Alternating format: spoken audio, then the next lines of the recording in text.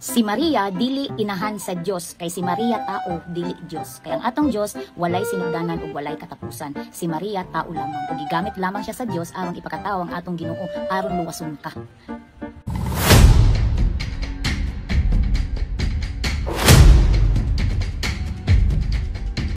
Dili nato pwedeng malalis ang gisulti sa balaang kasulatan na mismo ang deklarasyon ni Santa Elizabeth nga diin sa atubangan sa mahal nga birhen. Namingon siya nga ngano kaha nga miduo man kanako ang inahan sa akong Ginoo. Kumingon ta og term nga Ginoo sa ilang panahon gikan na sa pulong Kyrios nga sa ilahang pagsabot og interpretasyon kanang word nga Kyrios it refers only to God, sa Diyos lamang. So sa dihang misulti Santa Elizabeth nga ngano man kaha nga miduo man kanako ang inahan sa akong Ginoo, it is an implicit presentation nga niingon sa Santa Elizabeth or gideklara sa balaang kasulatan nga ang mahal nga Birheng Maria inahan sa Dios. Number 2, kung mingon ta nga ang mahal nga Birheng Maria dili inahan sa Dios, ang mahitabo ni ana Pastuya imong gidinay ang pagka-Dios sa atong Ginoong Jesucristo. Remember St. John chapter 1 verse 1 and 14, in the beginning was the Word, and the Word was with God, and the Word was God. Kanang maong pulong mauna ang Dios. Unya kanang pulong nga mao ang Dios, sumala pa San Juan 1:1, nahimo kining tawo og mipuyo uban kanato.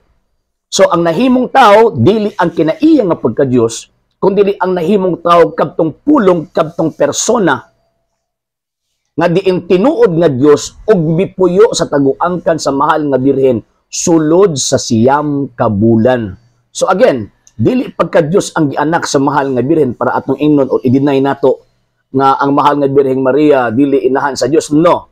Ang gianak sa mahal nga birhen, ang gihimugso sa mahal nga birhen kadtong tinuod nga Dios nga nahimong tao. Buti pasabot it refers to the second divine person nga atong Ginoong Jesucristo. So kung mingon ka nga ang mahal nga birhen dili inahan sa Dios, implied ka na nga imong gidinay, imong gilimod, o imong gipanghimakak ang pagka-Diyos sa atong Ginoong Jesucristo. So, dili ka Kristiyano. Number 3, and the last point, kung maingon ka nga ang mahal nga Birheng Maria gigamit lang sa Ginoo para tawag ining luwasunta ni ining maong kalibutan o ni isa to ang gitawag og kasalanan. So, katong tubag din na, gilang lang na nimo. Gilang na nimo ang paggamit sa Dios sa mahal nga birhen. And remember, ang Ginoong Jesucristo sa wa pa nahimong tao walay unod, walay bukog. Unya kanang unod ug bukog didto siya mikuha ni ana sa iyahang mama nga mao ang mahal nga birhen. So buot ipasabot, so therefore, kadtong dugo nga gigamit ni Kristo sa krus, kadtong unod nga gibit-bit ni Kristo sa krus, gikan to sa mahal nga Birheng Maria. Mo na ayo pagsulti nga lang nga naman tungod sa hinungdan nga kanang maong kahimanan nga gigamit ni Kristo sa pagluwas sa tao gikan na sa mahal nga birhen. So buot ipasabot kun ato ang gidayeg atong gisimba ang Kristo nga diin miluwas kanato tagaan pud nato og dakong pagtahod.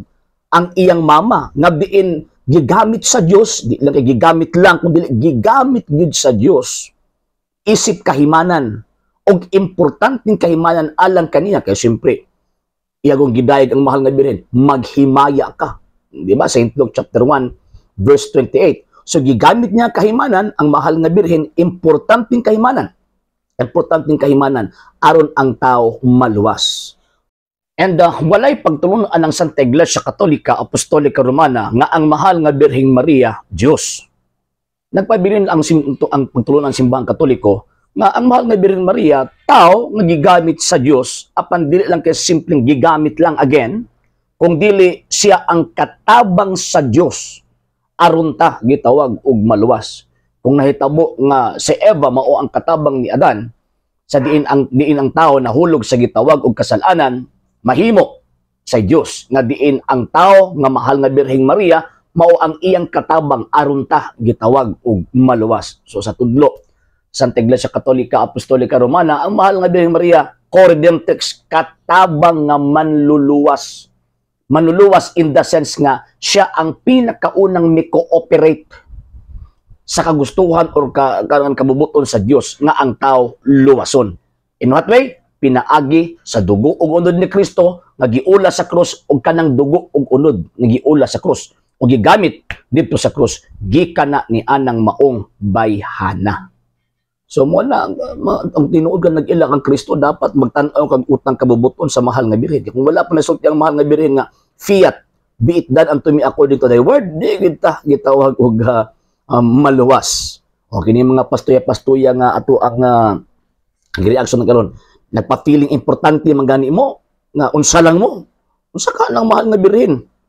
Gawas nga gipili sa Dios gihimong kahimanan siya pagid ang reyna. Si Kristo, hari gud si Kristo. Yang iyang mamo si tawag nimo ana. Reyna, di ba? Oh, inahan gud siya sa hari sa mga hari o Ginoo sa mga Ginoo. So sa may tawag nimo niya, Reyna, nya gilang laran nimo. Niyabag. Sa hindi pa po nakapag-follow sa mga pages po natin, i-follow niyo po yung mga pages po natin. RJ Horolanciano II TV, Apolia Punto Argumento page, Kuya Apologist TV page, and RJ's Vlog 2022. And pwede rin po kayo mag-send po dyan ng Facebook stars. And also, sa atin po mga channels, sa hindi po nakapag-subscribe, i-subscribe po ninyo yung mga channels natin, Dalay Catholic, Apologist International Official, RJ Sano II TV, Kuya Apologist TV, and Barrio Kawayan Religious Forum. And pwede rin po kayo mag-send po dyan ng super sticker, super chats, and super thanks. And maraming salamat po sa mga kapatid at mga Katoliko na always pong tumutulong sa programa po natin.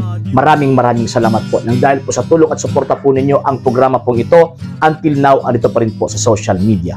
And until now din po, nangangailangan pa rin po tayo sa tulong at suporta po ninyo dahil wala po kami magagawa rito mga sir, mga ma'am, kung wala po yung tulong at suporta po ninyo. Sa gusto pong tumulong, sa gusto pong sumuporta, pwede po ninyong ipadala ang tulong at suporta po ninyo sa pamamagitan po ng ating mga account numbers dyan po sa ating pong screen.